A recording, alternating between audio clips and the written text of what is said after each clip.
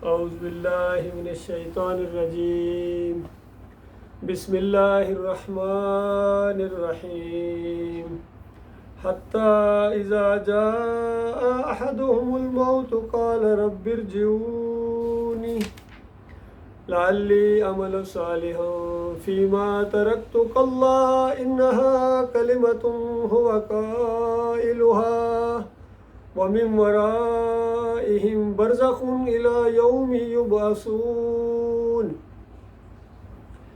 یہ سورہ المومنون کی 100 نمبر آیت ہے، آسانی سے یاد رکھی جا سکتی ہے۔ اس کے اندر انسان کی ایک بہت بڑی حسرت کا بیان ہے۔ فرمایا مرنا تو سب نے ہے، اس سے تو کسی کو انکار نہیں۔ فرمایا یہ وقت گزرتا جا رہا ہے، دن ہفتوں کے اندر، ہفتے مہینوں کے اندر، پھر سالوں میں تبدیل ہوں گے۔ حتی اذا جاء احدہم الموت، جب ان میں سے کسی کی موت کا وقت آتا ہے۔ آج ان کے سامنے بڑی سادہ بات، ان کی خیر خواہی کی بات سادہ سادہ الفاظ کے اندر بیان کی جا رہی ہے، دلائل پر دلائل دیے جا رہے ہیں۔ ان کی سمجھ میں یہ بات نہیں آ رہی ہے، اکثریت کی سمجھ میں یہ بات نہیں آ رہی ہے، لیکن جیسا ہی موت کا فرشتہ آئے گا، موت ان کے اوپر آئے گی، اس وقت ان کو ساری بات سمجھ میں آ جائے گی، ساری تفسیریں سمجھ میں آئے گی، ساری گردانیں سمجھ میں آ جائیں گی، سارا مسئلہ سمجھ میں آ جائے گا کہ مجھے کیوں پیدا کیا گیا تھا، کس نے پیدا کیا تھا، کیا مقصد تھا، اب آگے جانا کدھر ہے۔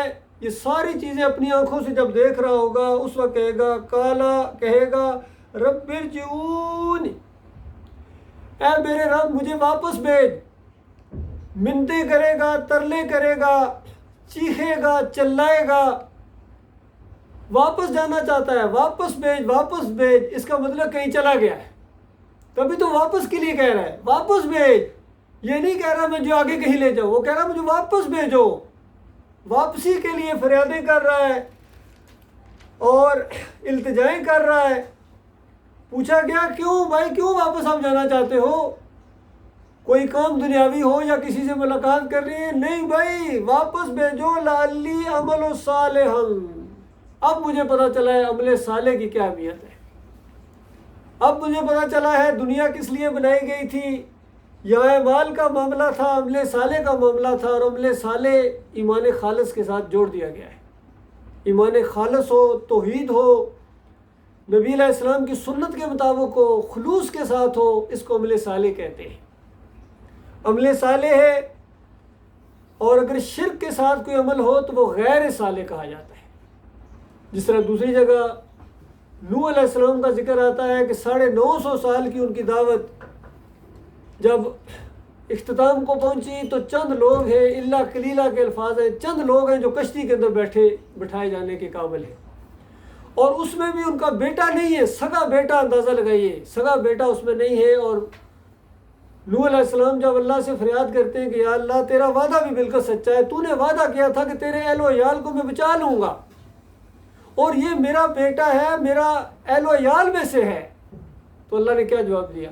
مالک فرماتا ہے انہ عمل غیر صالح، یہ غیر صالح ہے، یہ شرک کرنے والا، اللہ کے نیک بندوں کو پکارنے والا، ود، سوا، یعوث اور یعوق اور نصر کو پکارنے والا، یہ تیری بات نہیں مانتا تھا، ایمان کا اقراری نہیں تھا، کہتا تھا میں پہاڑ پر چڑھ جاؤں گا، پہاڑ بچا لے گا مجھے۔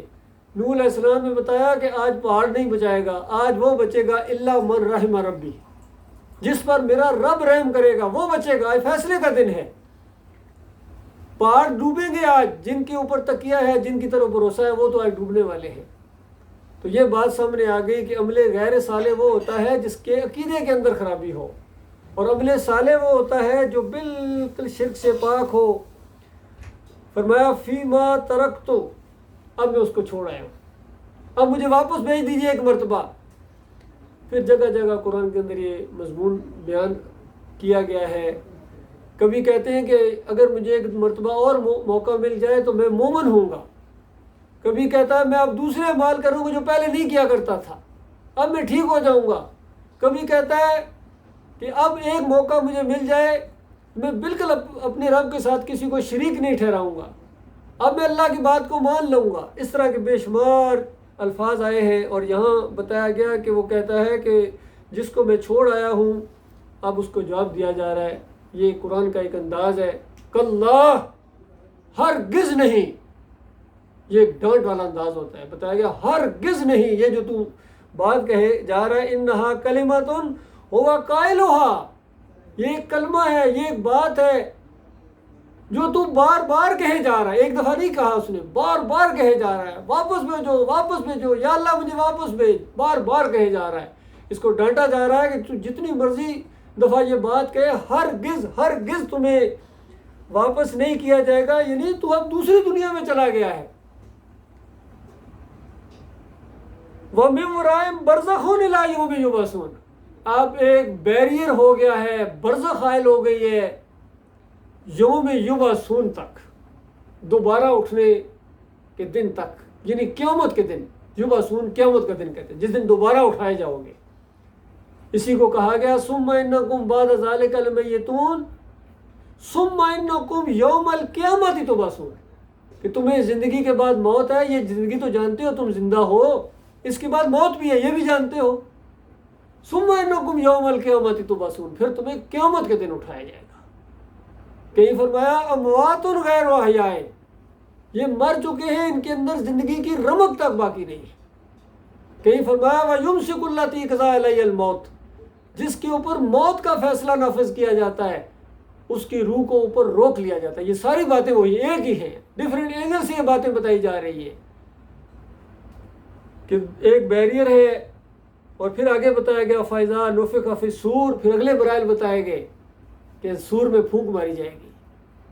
تو یہ بنیادی عقیدے کی بات ہے میرے بھائیوں، اور یہی اختلاف ہے ہمارا سب لوگوں سے، کیونکہ آج جتنا دنیا کے اندر شرک چلا آ رہا ہے یہ اسی فلسفے کے اوپر ہے کہ پکارنے والے پکارتے ہیں، قبر والے کو پکارتے ہیں، مزار والے کو پکارتے ہیں، غائبانہ پکاریں لگائی جاتی ہیں۔ حالانکہ قرآن کے پہلے صفحے کے اوپر یہ بات موجود ہے، پورا قرآن اسی کی تشریح ہے۔ سورہ فاتحہ کا پورا قرآن تشریح ہے، سورہ فاتحہ خلاصہ ہے گویا پورے قرآن کا، گویا پورے قرآن کی ماں اس کو کہا گیا، ام القرآن کہا گیا ہے، قرآن کا دروازہ کہا گیا ہے۔ اللہ کی حمد و ثنا بیان کرنے کے بعد عہد و پیمان کرتے ہو، ایاک نعبد و ایاک نستعین، اے اللہ ہم تیری عبادت کرتے ہیں، تجھ سے مدد مانگتے ہیں۔ اور اس کے اندر یہ ترجمہ بھی ہے کہ تیری عبادت کرتے رہیں گے، تجھ سے مدد مانگتے رہیں گے۔ مضارع کا صیغہ ہے عربی کے اندر، یہ دونوں زمانے پائے جاتے ہیں۔ پھر اللہ سے فریادیں کی جاتی ہیں، دعائیں مانگی جاتی ہیں، یا اللہ مجھے نیک لوگوں کے راستے پر چلا، نیک لوگوں کے راستے پر چلا۔ دیکھیے کیسی دعا ہے، یہی وہ چیز تھی جو نوح علیہ السلام کہتے تھے کہ نیک لوگوں کو پکارتے ہو، ان کو پکارنا شرک ہے، ان کے راستے پر چلنا ہے، ان کے طریقے پر چلنا ہے۔ یہی چیز نبی علیہ السلام مشرکین مکہ کو کہتے تھے کہ ابراہیم علیہ السلام کو پکارتے ہو، یا لات بابا یا منات بابا پکارتے ہو، یا اسماعیل اگسنی کہتے ہو، یا اسحاق کو پکارتے ہو، تو یہ تمہاری پکاروں کو نہیں سنتے ہیں۔ یہ نیک لوگ تھے، ان کے طریقے پر چلو۔ اور پھر اللہ تعالیٰ نے خود اپنی طرف سے بھی کہا کہ تم ابراہیم علیہ السلام کے طریقے پر نہیں ہو، تم تو آزر کے طریقے پر ہو۔ ابراہیم علیہ السلام تو بتوں کے توڑنے والے تھے، آزر بتوں کو بنانے والا تھا۔ تو بتاؤ آج کے دور کے اندر کون توڑنے والا اور کون بنانے والا ہے؟ تم آزر کے طریقے کے اوپر ہو۔ اور دیکھو ابراہیم علیہ السلام نے کس طرح آزر کو بھی دعوت دی تھی، اپنے والد کو، اپنے گھر والوں کو، اپنے محلے والوں کو، پھر قبیلے کو، پوری قوم کو، بادشاہ تک کے سامنے یہی دعوت آئی ہے کہ الہکم الہ واحد لا الہ الا هو الرحمن الرحیم۔ یہ نہیں سنتے ہیں، کتنے ادب سے کہتے ہیں، بار بار ابو جی کہہ کر پکارے، ادب و احترام اپنی جگہ لیکن بات اپنی جگہ۔ ابا جان کیوں پکارتے ہو جو تمہاری پکاروں کو نہیں سنتے ہیں؟ کبھی سوالی انداز سے قوم کو کہتے ہیں، جب تم ان کو پکارتے ہو سنتے اس انداز سے؟ بات وہی ہے کہ نہیں سنتے ہیں، ان کی پکاروں سے غافل ہیں۔ اسی لیے کہا گیا وَهُمْ عَنْ دُعَائِهِمْ غَافِلُونَ، وہ تمہاری دعاؤں سے غافل ہیں، تمہاری پکاروں سے غافل ہیں۔ تو بتاؤ جب پکاروں سے غافل ہیں تو پھر تمہارے داتا دستگیر مشکل کشا کیسے بن گئے؟ سورہ الحج کے اندر مکھی کی مثال دی گئی کہ اور ساتھ ہی زور دیا اللہ تعالیٰ نے کہ دیکھو تمہارے لیے ایک مثال بیان کی جاتی ہے، اس کو غور سے سننا، ذرا توجہ کے ساتھ سنو گے تمہیں بات سمجھ آ جائے گی۔ کہیں کہا کہ جب قرآن پڑھا جائے تو خاموش ہو جاؤ، غور سے سنو تاکہ تمہارے اوپر رحم کیا جائے۔ تو یہ شرطیں لگا دی ہیں، غور سے سنو گے تو تم اس بات سمجھ میں آئے گی، بات سمجھ میں آئے گی تو تمہارے اوپر رحم کیا جائے گا۔ کہ سنو لوگوں جن کو اللہ کے علاوہ پکارتے ہو، یہ سارے اگر مل جائے نا تو ایک مکھی نہیں بنا سکتے. مکھی اگر ان کے کھردے سے کوئی چیز، ان کی نیازوں سے کوئی چیز لے جائے، اس کو واپس نہیں لا سکتے ہیں. کتنے کمزور ہیں.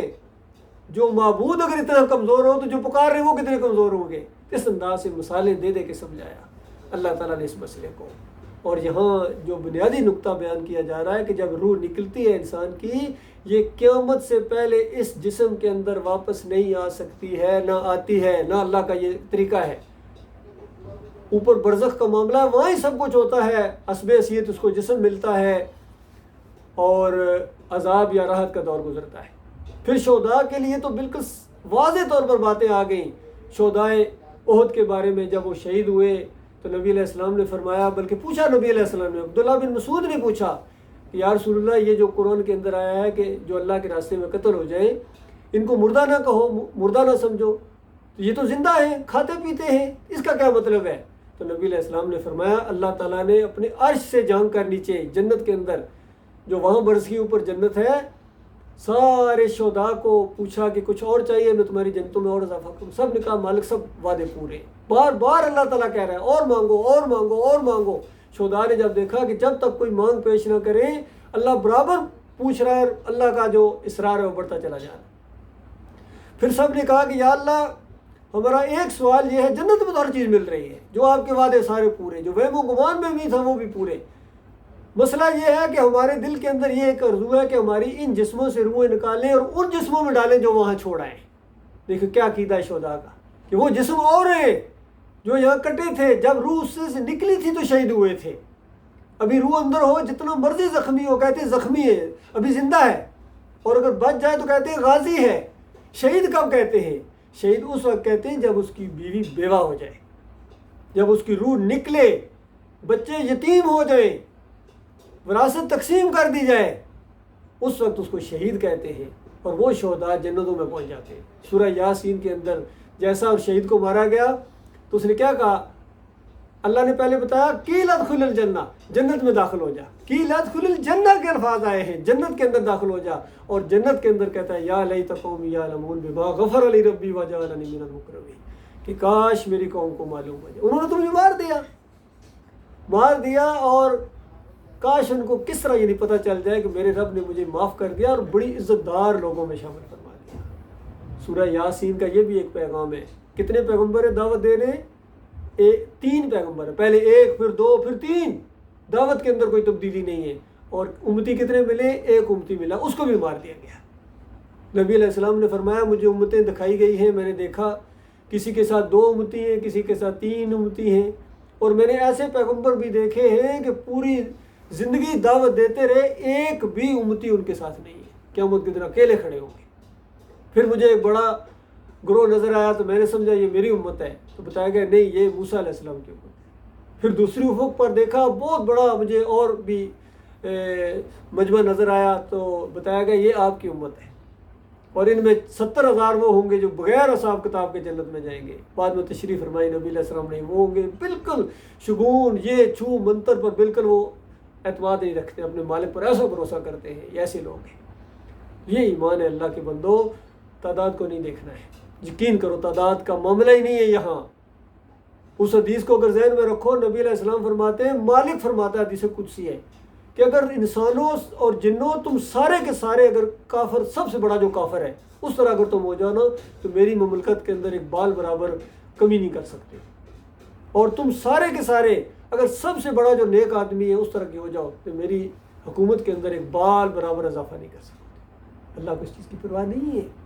جب ابلیس نے کہا تھا یہ سارے میرے ہوں گے، دائیں سے بائیں سے آگے پیچھے سے ہوں گا، تو مالک نے کیا جواب دیا تھا؟ جو آدم کے بچوں میں سے تیرا ہوگا پھر وہ تیرا ہی ہے، پھر وہ میرا نہیں ہے، تیرے سمیت جہنم کو بھر دوں گا. تو اللہ کے بندو یہ معاملہ ہے. سب کا یہی عقیدہ ہے، وہ بریلوی ہوں، وہ دیوبندی ہوں، وہ اہل حدیث ہوں، وہ سلفی ہوں، یہاں کے حملی ہوں، سب کا یہی عقیدہ ہے کہ روح واپس آ جاتی ہے. دوسرے دن مردہ بٹھا دیا جاتا ہے جی، اور وہاں قبر کے اندر زندہ ہو جاتا ہے، وہاں سوال و جواب ہوتے ہیں. پھر کچھ کہتے ہیں نہیں، وہ جب صلاۃ و سلام پڑھے نبی علیہ السلام کے اوپر اس وقت روح واپس آ جاتی ہے.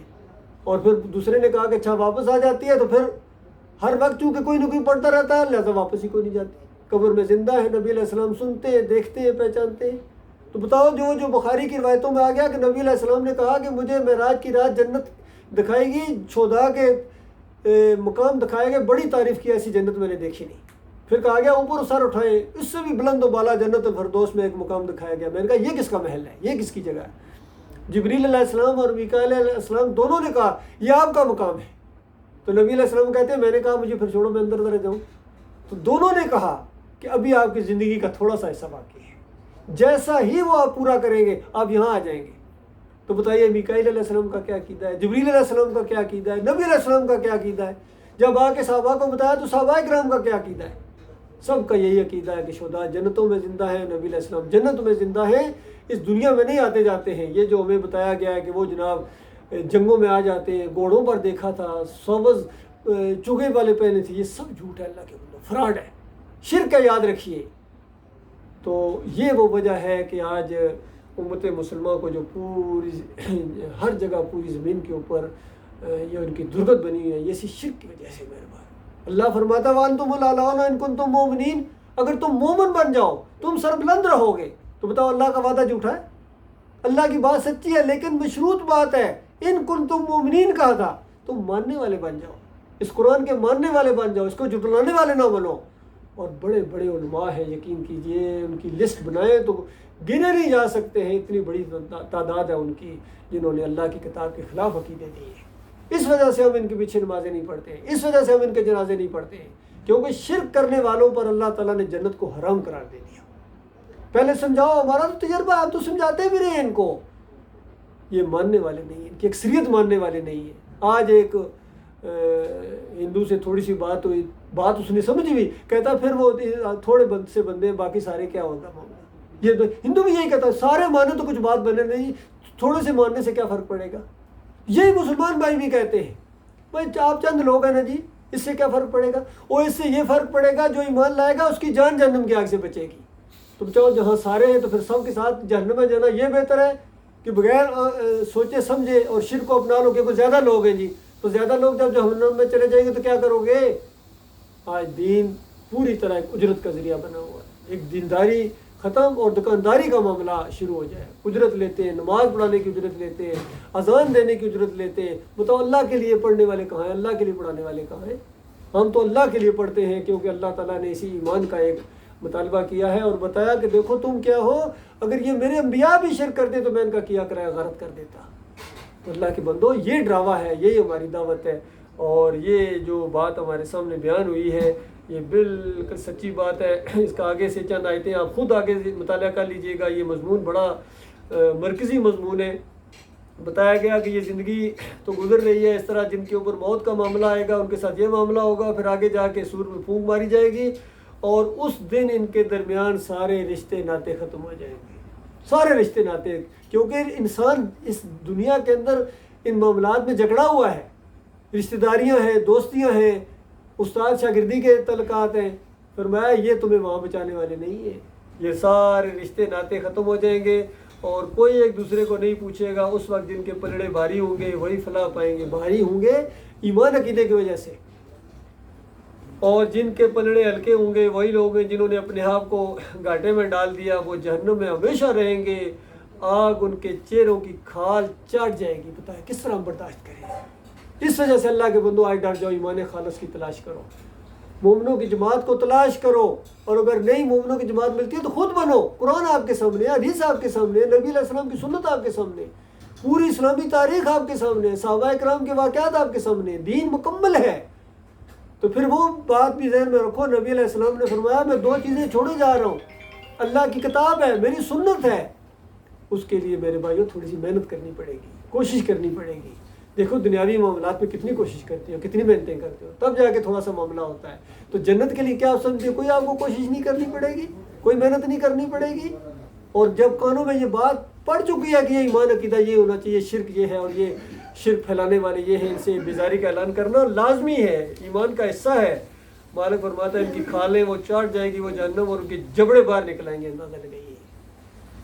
اور بتایا جائے گا کیا تم وہی لوگ نہیں ہو، میری آیاتیں تمہیں سنائی جاتی تھی اور تم انہیں جھٹلاتے تھے؟ وہ کہیں گے اے ہمارے رب، ہماری بدبختی ہم پر چھا گئی، ہم واقعی گمراہ لوگ ہیں۔ وہاں تو سارے اقرار کریں گے، آج ہمیں ہی کہتے ہیں ان کو گمراہ نہ کہو، ان کو مشرک نہ کہو، اور وہاں وہ خود کہیں گے مشرک تھے، ہم گمراہ تھے، بتاؤ اس وقت کیا کرو گے؟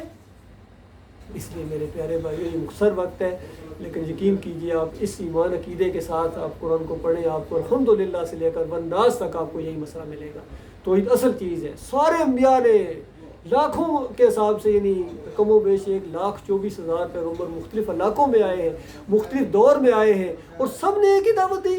بتائیے ان کے آپس میں رابطے نہیں تھے، لیکن دیکھیے ہر پیغمبر کی دعوت یہی ہے۔ ایک آیت کے اندر اللہ تعالیٰ نے اس دعوت کو بیان کر دیا، وَلَقَدْ بَعَثْنَا فِي كُلِّ أُمَّةٍ رَسُولًا أَنِ اعْبُدُوا اللَّهَ وَاجْتَنِبُوا الطَّاغُوتَ۔ ہر دور کے اندر، ہر امت کے اندر جو رسول آئے ہیں انہوں نے یہی کہا کہ أَنِ اعْبُدُوا اللَّهَ وَاجْتَنِبُوا الطَّاغُوتَ، اللہ کی بندگی کرو، اور جو اللہ کی بندگی نہیں کرنے دے رہا ہے، راستے میں حائل ہے، وہ طاغوت ہے، اس کا کفر کرو، اس کا انکار کرو، نیک لوگوں کے راستے پر چلو۔ ہر صلات کے اندر یہ دعائیں مانگتے ہیں، یا اللہ اہدنا الصراط المستقیم۔ صلات میں یہ بنیادی چیز مانگی جاتی ہے، غور کرنے کی بات ہے۔ کیا مانگی جائے؟ ہر 5 ٹائم بار بار اللہ سے مانگی جاتی ہے، یا اللہ مجھے نیک لوگوں کے راستے پر چلا، نیک لوگوں کے راستے پر چلا۔ یا اللہ مجھے ان لوگوں کے راستے پر نہ چلانا جن پر تیرا غضب ہوا، یا اللہ جو گمراہ ہو گئے ان کے راستے پر نہ چلانا۔ تو بتاؤ اس کے بعد اللہ تعالیٰ نے پورا قرآن آپ کے سامنے کھول دیا، نوح علیہ السلام کی دعوت آپ کے سامنے، ابراہیم علیہ السلام کی دعوت آپ کے سامنے، موسیٰ علیہ السلام کی دعوت آپ کے سامنے، ساری دعوت آخری نبی محمد صلی اللہ علیہ وسلم کی دعوت آپ کے سامنے۔ قرآن کے مطابق نبی علیہ السلام نے اپنی زندگی بسر کی ہے، اسی کے مطابق دعوت دی ہے، اور فرمایا ان اللہ یرفع بہذا الکتاب اقواما، اللہ تعالیٰ اس کتاب کے ذریعے قوموں کو اٹھاتا ہے۔ یعنی صحابہ کرام کو بتایا تمہیں جو اٹھایا رہا ہے اللہ تعالیٰ اس کتاب کی وجہ سے اٹھا رہا ہے، وَجَدَوْا بِآخَرِينَ، اور جو اس کتاب کو نہ مانے اس کو پستیوں میں گراتا ہے۔ جب یہ مسلمان اس کتاب سے دور ہوئے، اس کے عقیدے سے دور ہوئے، آج ذلت کی پستیوں کے اندر ہے۔ اللہ کے بندوں یہ اٹھ سکتے ہیں دوبارہ اگر اس کتاب کی طرف رجوع کرو، تعداد کو نہ دیکھو، ایمان کو دیکھو، 1 سے 2، 2 سے 3 ہوتے چلے جاؤ، اللہ تعالیٰ آپ کے اوپر اپنی رحمتوں کی بارش کرے گا اس دنیا کے اندر بھی، اور مرنے کے ساتھ جنت کی بادشاہی آپ کا ٹھکانہ ہوگی۔ اور اللہ تعالیٰ جو ہے یہ خلوص کو دیکھتا ہے، تعداد کو نہیں دیکھتا ہے، ایمان کو دیکھتا ہے۔ اللہ تعالیٰ یہ بات ہمارے دل کے اندر اتار دے، اور ایسے لوگوں کو مالک ہمارے قریب کرے، ہمیں ان کے قریب کرے جو اس کتاب کے مطابق اپنا ایمان عقیدہ رکھیں گے، تو وہی بچیں گے میرے بھائیوں۔ باقی تعداد دیکھنے کے بعد، تعداد تو اکثر و مشرکین کہا گیا، اکثر و لا یعقلون کہا گیا، اکثریت جاہل ہے، اکثریت نہیں مانتی، اکثریت مشرک ہے، تو یہ ساری چیزیں تو اسی قرآن کے اندر بیان ہوئی ہے میرے پیارے بھائیوں۔ اللہ تعالیٰ سے دعا ہے اپنے لیے بھی، آپ بھائیوں کے لیے، وہ جہاں جہاں تک یہ آواز پہنچے کہ مالک ایمان کی بات کو اللہ تعالیٰ دل کے اندر اتار دے، کیونکہ اسی کے اوپر آخرت کا فیصلہ ہونا ہے۔ وقول کو لہٰذا استغفر اللہ لی ولکم ولسائر المسلمین۔